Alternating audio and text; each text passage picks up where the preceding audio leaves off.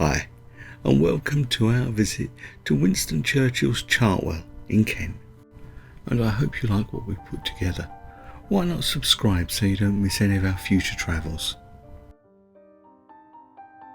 As I mentioned, Chartwell is in the county of Kent, in the northwest corner, near the town of Westerham, a few miles south of the M25 motorway. And in this video we'll be taking a look at the house, the gardens, Winston Churchill's studio, the walled garden and the lake, plus there'll be a few extras too.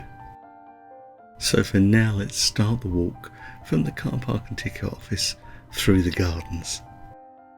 And one of the first things you'll notice is this, the swimming pool. It reminds you that Chartwell is from a different time. The swimming pool is fed by this trickling stream, which leads from a small pond. And then there's the great Orfe pond, a favourite of Sir Winston Churchill's, that he captured in his artworks. And we'll be visiting his studios a little later. For now we're going to continue wandering through his gardens until we reach the house, passing another pond, and much of what we'll see in this video was constructed at the request of Winston Churchill. He bought it in 1922, had it rebuilt and moved in 1924. And now let's step inside, and the first room we come across is Lady Churchill's sitting room. And the first thing that strikes you is this is very much a family home, albeit rather grand. From here we step back into the hallway with its visitors book. Wonder whose names are in that. Can you see Jock at the bottom window? We'll see him a little later. We now step into the drawing room, where Lady Churchill and Sir Winston would have entertained, and I'll pop a link in the description to the National Trust website where you can find opening times and prices. And one of the things I love about National Trust is that they keep the properties of a period, so you feel like you're seeing it as Lady Churchill and Sir Winston would have left it.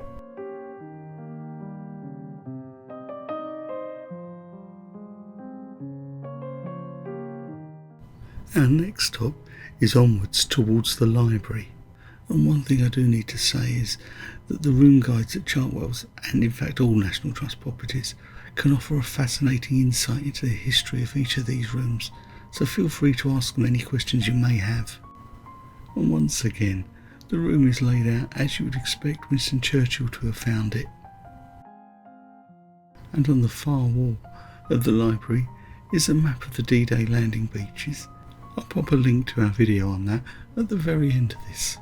And as you climb the stairs, you get a selection of photographs of friends and dignitaries who helped Sir Winston. And at the top of the stairs you'll find a statue with him adopting a familiar pose. And we now reach Lady Churchill's bedroom.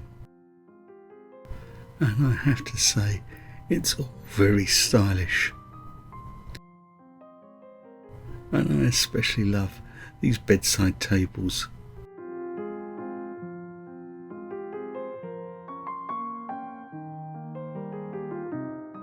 We now make our way to a small ante-room which contains an interesting series of artefacts, and this leads us on to the museum room.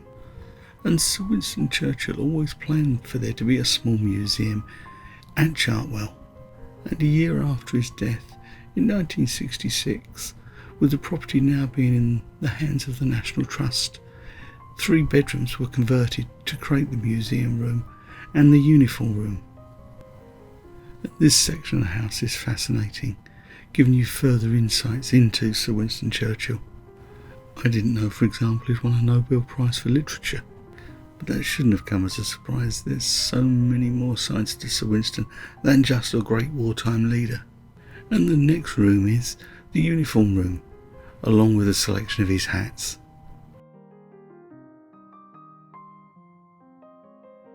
And now we reach Sir Winston's study. And that door to the right leads to Sir Winston Churchill's bedroom. That's only available on certain tours. Check out the National Trust website for more information. And during the renovation and rebuild, In the 1920s, these 16th century timbers were uncovered. It was in this room that Sir Winston Churchill wrote some of those rousing wartime speeches. As you travel through Chartwell, you do get glimpses of the countryside that made it so attractive to Churchill.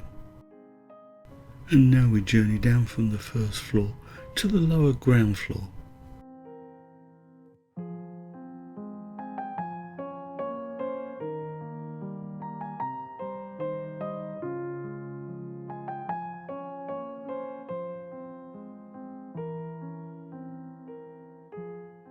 The lower ground floor is home to the dining room and kitchen, and the dining room may be smaller than you would expect, but Sir Winston never entertained on a grand scale here. However, some of the most famous names of the 20th century probably ate here, and the kitchen may not be as grand as the one in Downton Abbey, but you can imagine some fairly impressive feasts were conjured up here.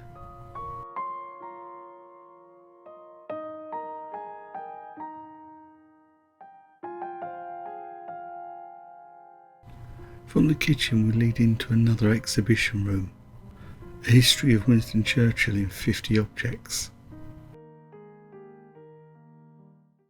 Never in the field of human conflict was so much owed by so many to so few. I have nothing to offer but blood, toil, tears, and sweat. But of course, as we've already said, there's so much more to Winston Churchill, and this exhibition offers an insight into much more about the man.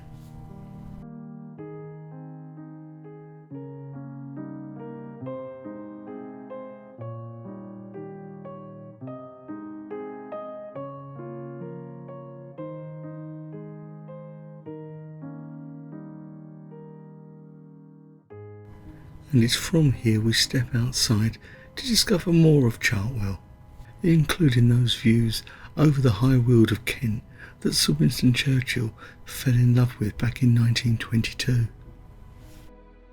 And our visit was late September, and unfortunately Lady Churchill's rose garden was past the peak of its summer bloom, but that didn't stop us from wandering off and exploring the gardens. And once again, hats off to the National Trust. The roses may be past their best, but the rest of the garden was beautifully maintained. I think we will have to come back when the roses are in full bloom though.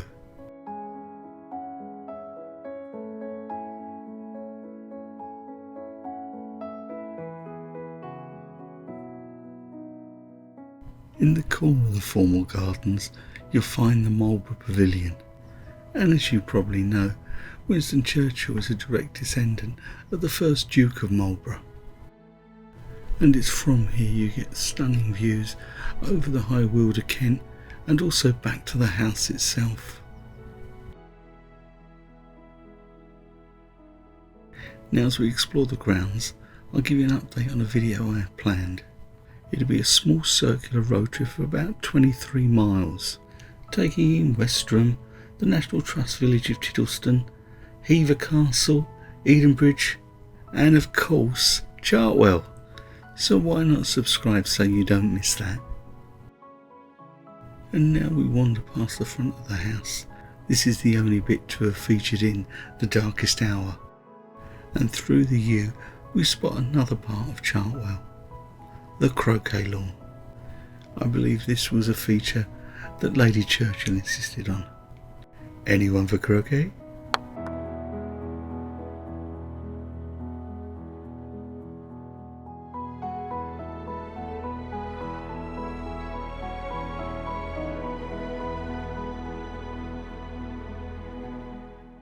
And now Janice manages to find a cemetery. Okay, it's the pet cemetery, but somehow she always does it.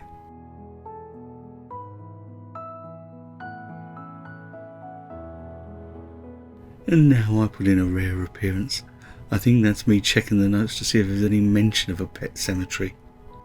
And that down the hill is the studio, which we'll reach very shortly, but we're in search of one of Chartwell's residents. and it looks like we've found him.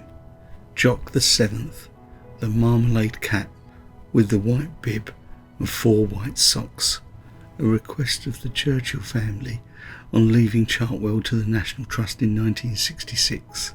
There should always be a cat fitting that description, and I think this time his prayers got away.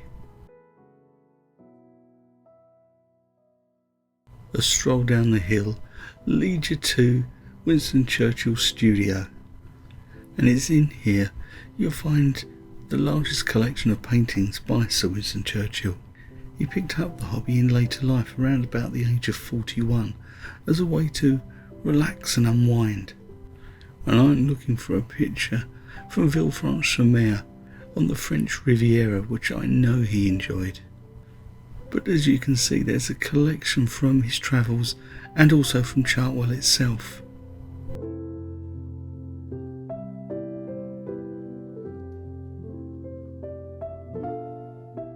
I particularly love the way the studio has been laid out, as you would have expected to be in Winston's time.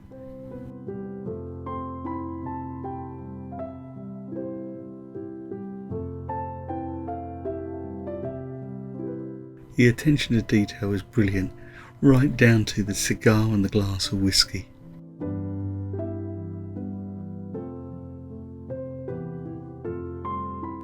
As we step out of here, we head now to the walled garden, and cut flowers that you find in the house are grown here, along with fruit and vegetable that you can buy at the shop. Even this late in the season, it is beautiful.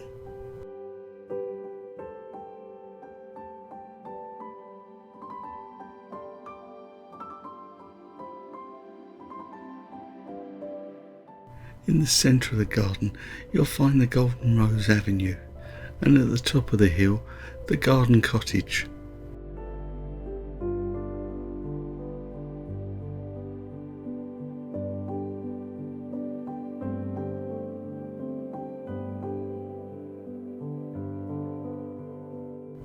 And at this time of the year, there appears to be a glut of gourds and pumpkins, and Janice appears to be fascinated by them. There's also some beautiful Swiss chard as well. But of course, there's more pumpkins.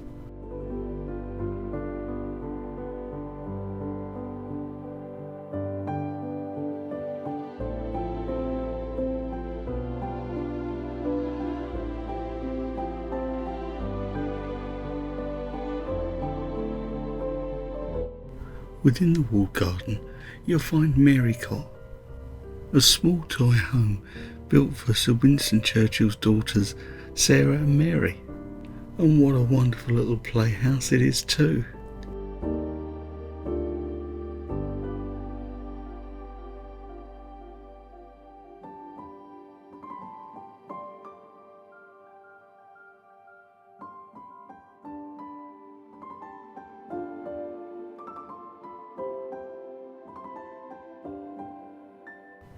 From the walled garden, we're now going to head past the studio and on towards the lake.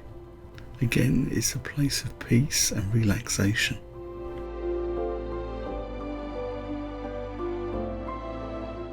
It's along here you'll find a wonderful sculpture of Winston Churchill and his wife Clementine, created by the Croatian sculptor Nemon. And if you look at it from different angles, I think it gives you different perspectives on their relationship. And as we stroll along the southern shores of the lake, you get wonderful views back of the house. And time to meet some more residents of Chartwell, the black swans. And you are warned they can be vicious. And we now reach the swimming pool. Remember from the beginning? I believe the black swans have made this their own. And who's going to stop them?